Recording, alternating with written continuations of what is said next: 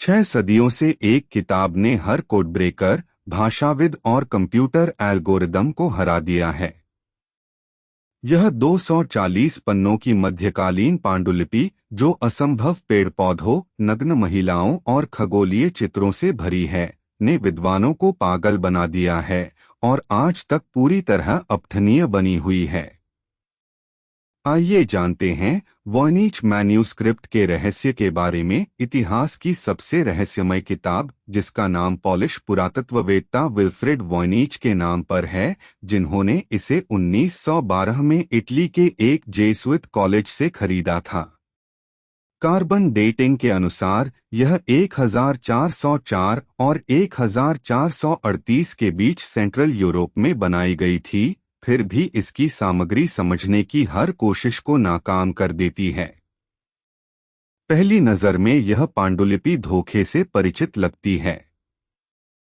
घिसे हुए वेल्लम में बंधे इसके पन्नों में एक मध्यकालीन ग्रंथ जैसा दिखता है, शायद वनस्पति विज्ञान, खगोल विज्ञान या चिकित्सा पर। लेकिन गौर से देखिए तो हकीकत बिखरने लगती है।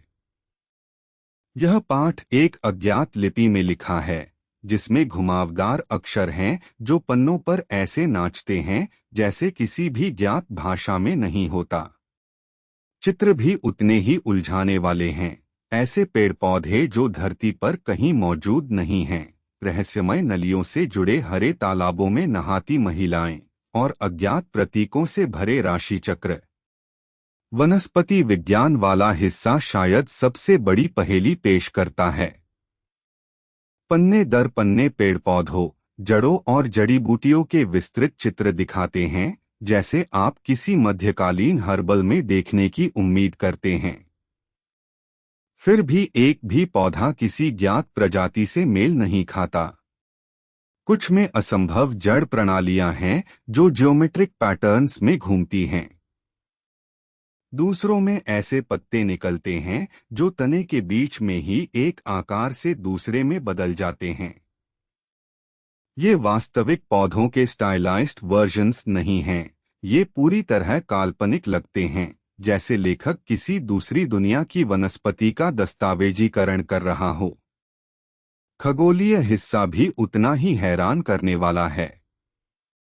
तारों और प्रतीकों से भरे गोलाकार चित्र कैलेंडर या ज्योतिषीय उद्देश्यों का संकेत देते हैं, लेकिन वे किसी ज्ञात प्रणाली का पालन नहीं करते। कुछ पन्नों में राशि मेडालियंस जैसे दिखते हैं, लेकिन रहस्यमय आकृतियों के साथ जो पारंपरिक ज्योतिषीय प्रतीकों से मेल नहीं खाती। एक विशेष रूप से चौंकाने वाला चित्र कॉन्सेंट्रिक सर्कल्स दिखाता है, जो छोटी मानव आकृतियों से भरे हैं, जैसे आत्माओं के किसी कॉस्मिक डांस का नक्शा हो। शायद सबसे परेशान करने वाला बायोलॉजिकल सेक्शन है, जहां दर्जनों छोटी नग्न महिलाएं हरे और नीले तालाबों में नहा रही हैं, जो नलियों और पाइप्स के जटिल नेटवर्क से जुड़े हैं। महिलाएं स्वस्थ और खुश दिखती हैं, लेकिन इस इलैबोरेट प्लम्बिंग सिस्टम का उद्देश्य पूरी तरह रहस्यमय बना हुआ है। पाठ खुद सबसे गहरा रहस्य पेश करता है। एक कंसिस्टेंट स्क्रिप्ट सिस्टम में लिखा, यह पन्नों पर प्राकृतिक रूप से बहता है, उचित वर्ड स्पेसिंग और पैराग्राफ ब्रेक्स के साथ। स्टैटिस्टिकल एनालिसिस उन पैटर्न्स को दिखाता है जो प्राकृतिक भाषा के अनुकूल हैं। कुछ कैरेक्टर कॉम्बिनेशंस अक्सर आते हैं, जबकि दूसरे कभी एक साथ नहीं आते। फिर भी इस कोड को क्रैक करने की हर कोशिश बुरी तरह नाकाम हुई है। द्वितीय विश्व युद्ध के दौरान टॉप अमेरिकन और ब्रिटिश कोड ब्रेकर्स, वही दिमाग जिन्होंने एनिग्मा मशीन को क्रैक किया था, ने अपना ध्यान वॉयनिच मैन्यूस्क्रिप्ट पर लगाया। वे हार कर निकले। 1970 के दशक में कंप्यूटर एनालिसिस शुरू हुआ। पाठ पर तेजी से सोफिस्टिकेटेड एल्गोरिदम्स लगाए गए। हर नई टेक्नोलॉजी ताज़ी उम्मीद लेकर आई, केवल इसे पांडुलिपि के अभेद्य रहस्य के सामने तोड़ने के लिए। वॉयनिच मैन्यूस्क्रिप्ट को समझाने की कोशिश करने वाले थ्योरीज मानवीय कल्पना के कैटलॉग की तरह पढ़े जाते हैं। कुछ विद्वान प्रस्तावित करते हैं कि यह एक विलुप्त या कंस्ट्रक्टेड लैंग्वेज में लिखी है, शायद किसी मध्यकालीन प्रतिभा द्वारा जो अपने समय से सदियों आगे था। दूसरे सुझाते हैं कि यह एक इलैबोरेट होक्स है, प्रतीकों का एक अर्थहीन संग्रह जो खरीदारों को यह सोचने के लिए बनाया गया कि उनके पास प्राचीन ज्ञान है। एक और कंपेलिंग थ्योरी सुझाती है कि पाठ मेडिकल या एल्केमिकल ज्ञान का एक रूप है जो ट्रेड सीक्रेट्स की सुरक्षा के लिए एन्कोडेड है। मध्यकालीन चिकित्सक और एल्केमिस्ट्स अक्सर अपने सबसे मूल्यवान फॉर्मूलास की रक्षा के लिए साइफर सिस्टम्स का उपयोग करते थे। पांडुलिपि के पेड़ पौधों, खगोल विज्ञान और मानव शरीर रचना पर स्पष्ट सेक्शंस इस व्याख्या का समर्थन करते हैं। आधुनिक टेक्नोलॉजी ने रहस्य पर काम करने के लिए नए टूल्स लाए हैं। हाई रेजोल्यूशन इमेजिंग ने चित्रों और पाठ में छुपे विवरण प्रकट किए हैं। कंप्यूटर एनालिसिस ने हर कैरेक्टर और वर्ड को मैप किया है, पांडुलिपि की सामग्री के विशाल डाटाबेसेस बनाए हैं। मशीन लर्निंग एल्गोरिदम्स ने मानवीय विश्लेषण के लिए अदृश्य पैटर्न्स खोजने की कोशिश की है। फिर भी पांडुलिपि पहले जितनी ही रहस्यमय बनी हुई है।